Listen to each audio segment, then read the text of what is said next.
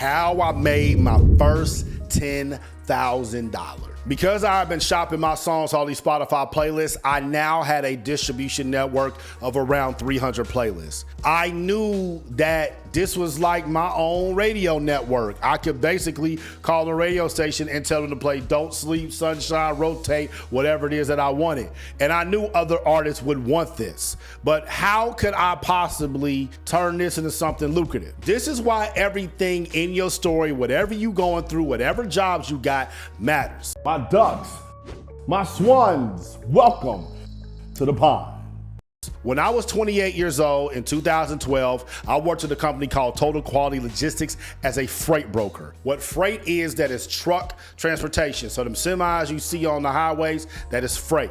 And everybody needs freight moved from somewhere to somewhere. So a company like Walmart would call Total Quality Logistics and say, hey, we have a truck full of cucumbers that we need to go from a Walmart in Seattle, Washington, down to Miami, Florida. Do you know any truckers that are driving from Seattle to Miami? We would say yes, and we would send out an APB, an email, a DM, I don't know what the hell it was, some proprietary system they had, to all the truckers like, hey, we can get you a ride from Seattle to Miami, Walmart, this is the price. And we would tell them the price is $2,000. Our phones would start blowing up. We had our own system to see who was legit, who wasn't, who done ran off with trucks before, who done got caught selling coke on the road. Get you a good trucker, pay them the $2,000. Walmart's gonna give us $3,000 for it. Trucker don't know that. We keep the $1,000 difference. I knew with this playlist thing, I could do the exact same thing because a lot of these playlists were charging me, but they were only charging me like $25, $50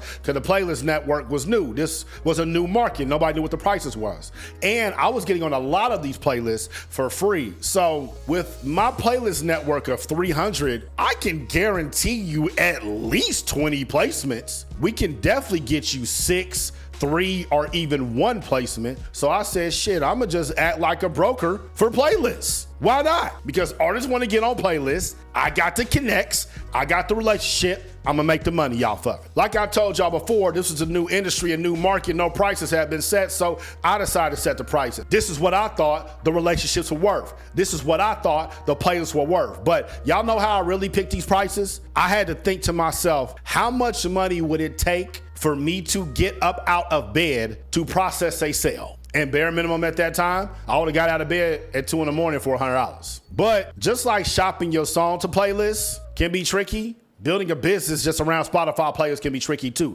So I knew we had to have something else balancing it out. One thing that really irritated me about the music business is that there wasn't anywhere for independent artists to get everything done. There was no one-stop shop to get your logo, to get your cover art, to get your biography written, to find a music video director, to get your engineering done, to get your Wikipedia page, to all these things that every single artist needs. There was no one-stop shop for it. You had to develop these relationships or go to Fiverr or go to Upwork and hope that you could just piece a team together. So I already had a team because I had been putting out songs. I had to get all this stuff done. I've already vetted through all the bad people, so I know who's good. So I knew I could also act as a middleman between these graphic design artists and artists. So we built an entire business around this. It wasn't just Spotify places. We did cover arts, we did logos. Once again, I had an unfair advantage because my girl, she knew how to build websites. So we would build websites for artists. She built them for free for us, but we were able to charge. She knew how to build beat stores because that's a very easy thing to do. And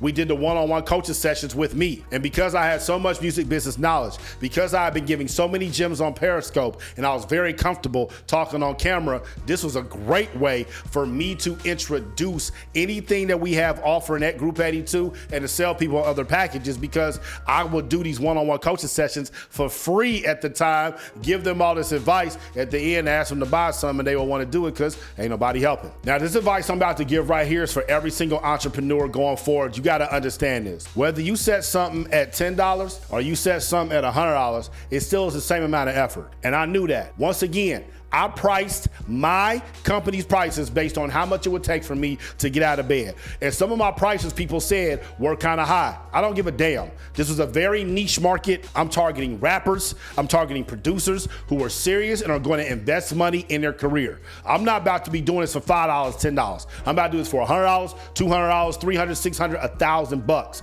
And this is how you got to think too, because people who are serious, they will pay money. I know sometimes you don't be want to charge folks because you be feeling bad about it, but you got to get past that shit if you want to make some money in this. People who are serious will pay money. It's the reason that we price our courses the way that we price them. Because if y'all are serious about this music marketing knowledge or this YouTube knowledge, you're gonna pay for it. If not, try to piece all this shit together with the free shit and you realize how hard and confusing that can be. I knew we had no money for marketing. I was not about to go spend money on ads and, influencer marketing. I'm not doing that. That stuff has never really made that much sense to me. And the amount that you pay, you gotta hope that influencer really, really rocks with your product. But I knew that social media, you could really get out here. You could start marketing your stuff. So I knew I was going to have a presence on Instagram. At this time, Periscope was starting to die down. Twitter bought it. They didn't know what to do with it. I actually flew out to Twitter's headquarters and spoke to them about Periscope. Them people was lost. They had no idea. Wasn't a single black face in that Periscope team. Damn near no black face in the whole Twitter office. And they just had no idea what to do. So it was going to shit. I was already starting to shift over to Instagram because a lot of my audience was using Instagram. They kept asking me to go over there. But I wasn't a photographer and I wasn't doing photo shoots every weekend with pictures of myself. And this is 2016, 2017. So I'm thinking, how am I going to have a presence on Instagram? Well, fortunately for me, Instagram launched a feature where you could drop videos if they were less than 60 seconds. I remember all the tips I was given on Periscope. And I remember how a lot of them tips started going off and people wanted more and more. Those tips were based around the music business. I got a business now that's aimed towards rappers and artists, people interested in the music business. Why not give the music business tips in under 60 seconds on Instagram? I was like, I could do that, but I don't know how to edit videos. Once again, people around you contribute to your success. My homeboy from college, my brother Dorian Chapman, he came out to LA and visited me. And when he came out there, I was telling him what I was doing, what I had going on, and what the next steps were. And he was like, bro, Duck, you ever thought about hiring interns? I was like, nigga, I ain't hiring no interns. I can't hire interns, bro. I can't do that. He said, you got an LLC? I was like, yeah, I got an LLC. He said, that's all you need to hire interns. I said, man, stop lying. He was like, no, they had a company. That was an athletic apparel brand. And they hired interns from local colleges because they had an LLC. The interns got college credit and you got the labor. And thinking about the entire time I was in college, I did a lot of unpaid internships with companies. So I was like, damn, that is a great way. We need video editors because I don't know how to edit videos. So let's go hire some video editing interns. We went to Indeed. We made an ad. I consulted my music video director and asked him what we should put inside the ad. He gave me some really good advice. Shout out to Darius Turbach at Cloud Harvest Creations. And we hired 4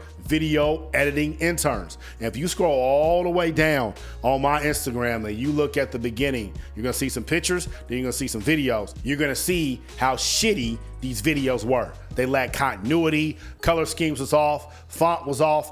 I didn't give a shit. I cared about sales. These are commercials for group82music.com for us to make money so people can get these one-on-one coaching sessions, these beat stores, and these Spotify placements. And guess what? It worked. I was making these videos, people were learning from them, and that made them intrigued when they came to our website at group82music.com. I had another unfair advantage where I had 1 million streams on Spotify. This was 2017. A lot of artists wanted 1 million streams on Spotify and they couldn't get it. So knowing that as an independent artist, that was my unfair advantage and other artists wanted, I built an entire ebook about how to get 1 million streams on Spotify in 2017. Nobody's really talking about this. And I made a 10-step process. And inside of each step of that ebook, I made sure that it was a service that Group 82 offered at that time. And we gave that ebook away for free in exchange for a person's email. So I would film these videos at home on my iPad. I would send them off to the free video editors who were at local colleges. They would send it back to me. I would upload it to Instagram for free.